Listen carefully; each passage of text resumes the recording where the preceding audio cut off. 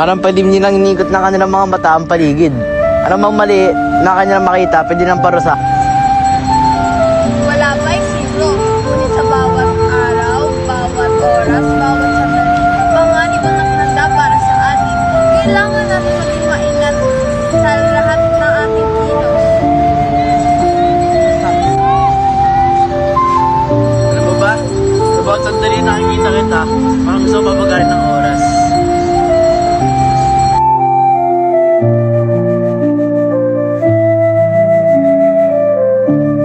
Ngunit, alam ko, hindi pwede ito.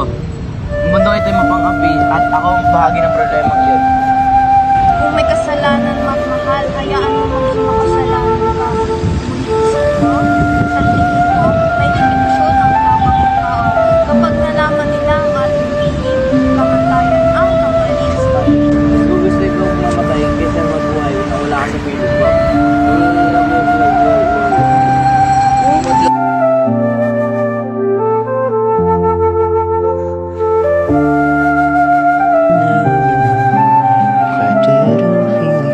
General! Ano? General, may nakita po ako isang sundalong Portuges. May kasama po siyang isang babaeng Timoris. May sanggol po sila. Di po namin alam kung paano ito nangyari. Pero sila ay may lihim na relasyon sa isa't isa. Ano? Isang sundalong Portugis? Nagkaanak sa babaeng Timor-Leste? Madudumihan ang ating dugo! Tawagin mo Isidro! Ngayon na!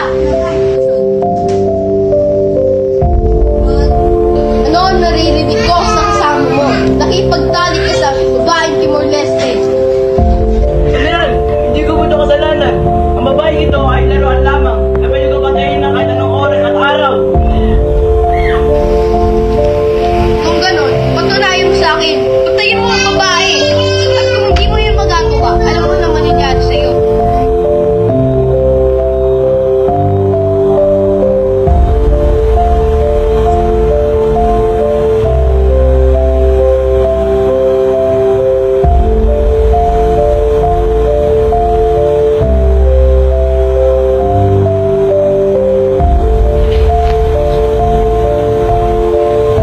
Sa bawat hakbang natin sa dilig, sa bawat lihim na halik, iingatan natin ang buhay at ang buhay ng ating anak. Isang araw siya ang magpapalaya sa lupaing ito. At sana kahit wala na ako, mararamdaman niya ang init ng aking pagmamahal sa bawat patak ng ulan at sa hampas ng hangin. Isidro, may anak tayo. Sa puso niya may mananatiling Timores kahit na Portugal ang dugong dumadaloy sa kanya. Gusto ko lumaki siya sa pagmamahal at karunungan ng aming kultura, hindi sa galit at pananakop. Anak, wala ko rin sa protektahan. Tara magkaroon siyang mundong malaya. Hindi tulad ng mundong ito, puro ng takot at gyera. Sana maunawaan niyang kahulugan ng tapang, pagmamahal at sakripisyo. Papalapit namin na mahal mo. Alam naman siguro kung anong gagawin mo, di ba? Paano kayo ako? Alam mo naman ang sagot dyan. Papatay ko kayong dalawa at ang utos ng general ay patay mo siya. Kapag di mo ginawa yun, dalawang kayo papatayin at wala ako pakialam doon! Isidro, alam kong darating ka. Hindi ko alam kung paano ko harapin ang gabi ito. Ngunit kailangan kong gawin ang tama. Ang tama para sa ating anak at para sa bayan. Sa general, hindi may iwasan. Ang gusto ko rin lang sumisigaw. Ngunit, kailangan ko sundin. Sa general. Anong ginagawa mo? Baril! Go!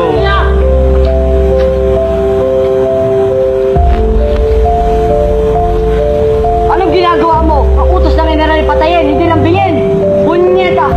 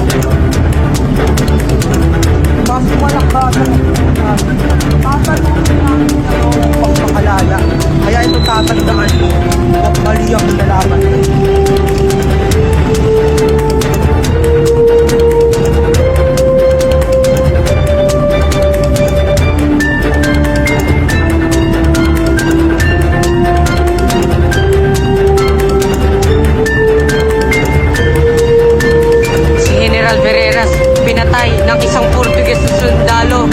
Traidor!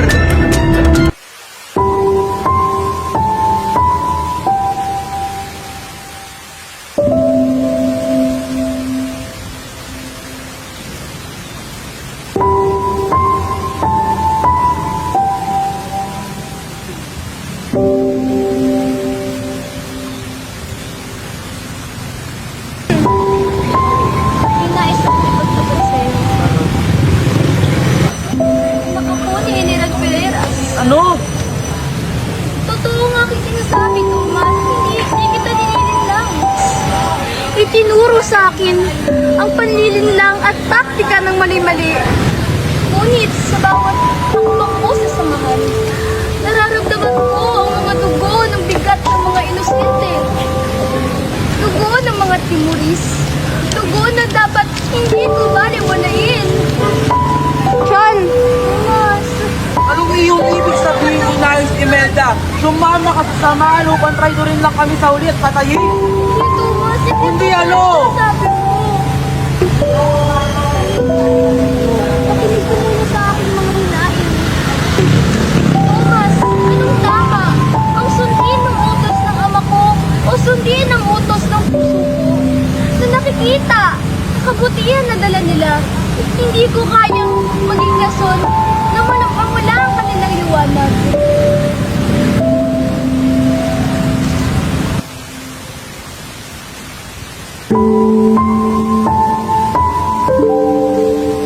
Hindi ko ito pinili, kundi hindi ko din kaya maging kasangkapan ng kamatayan. Sa bawat hakbang ko dito, nakikita ko ang liwanag sa bawat puso ng mga Timoris. John! Tomas, nais kong makatulong. Nais kong makatulong sa justisya.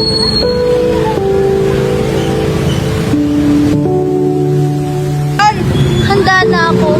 Hindi ko pwedeng takasan ang dugo ng aking pinagmulan. Ngunit, pwede kong piliin kung paano gagamitin ito. Sa huli, pipiliin ko ang bayan. Hindi mo sumama sa akin, Imelda. Mahirap ang magdadaanan natin. Papatayin natin ang iyong ama, Imelda. Pumayag ka ba doon?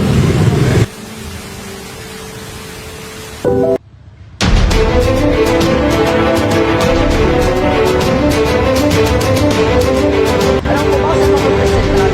Direkto natin sa kakalawa ang mga ating mga bagay. Ito ka pala eh. Ito? Ito talaga kayo yung mga pagkakas sa kalaban. Hindi ba nasa puno ng pagkakas na to? Eh di ba lang iba ko si Tomas at saka si Lucia? Ha? Paano ko? Pare. Ang mga anak ko.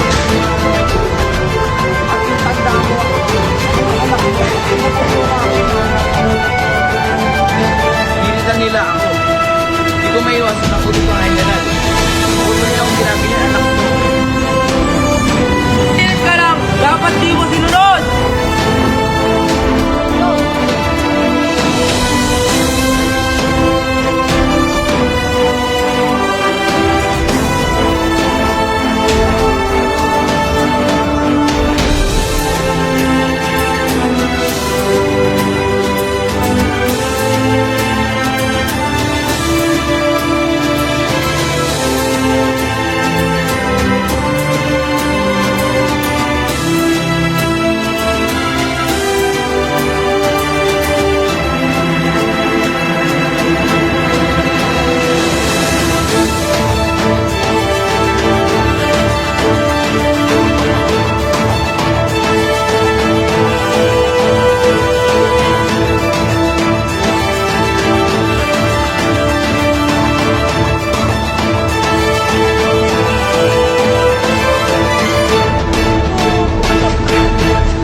Kung pinay ka ngayon, General, papatayin ako ng mga sundalo, wala di magagawa yun! Magagawa ka nun!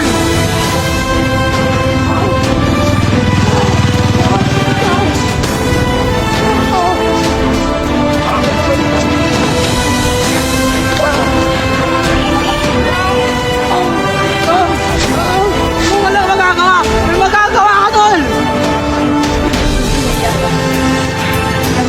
Tumayo ka yan! Wala magagawa! Ah!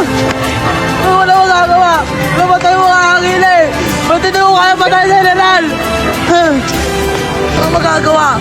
Kahit anong gawin ko, wala pa rin magagawa yan. Ang kulit mo po.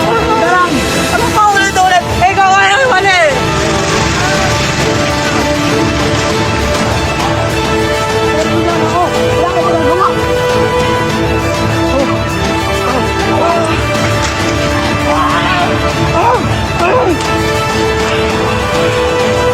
Gawa! Balik!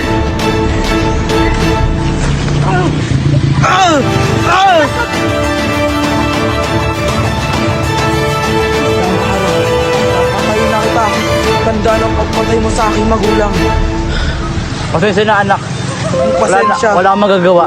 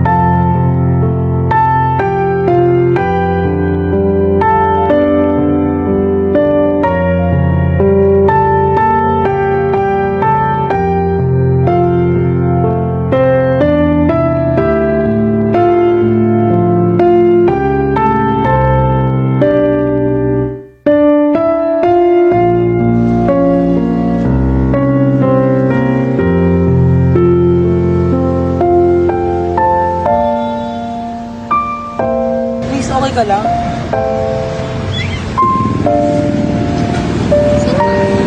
Kuya, dahan-dahan naman kasi. Pasensya na, miss. Ang Mas ikaw ba yan? Paano mo yan nakilala ako? Sino ka ba? Wait lang. Ikaw ba si Imelda? Thomas, naalala mo ba ako? Hindi. Thomas, ako si Imelda. Sino ka?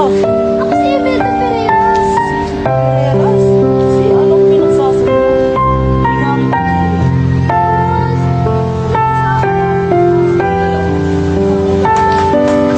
Ay, ikaw si Thomas.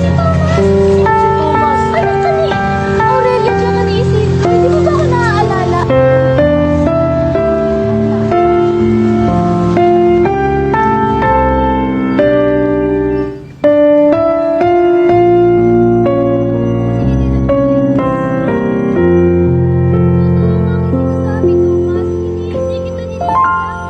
Handa na ako. Hindi ko pwedeng takasan ang dugo ng aking pinagmulan.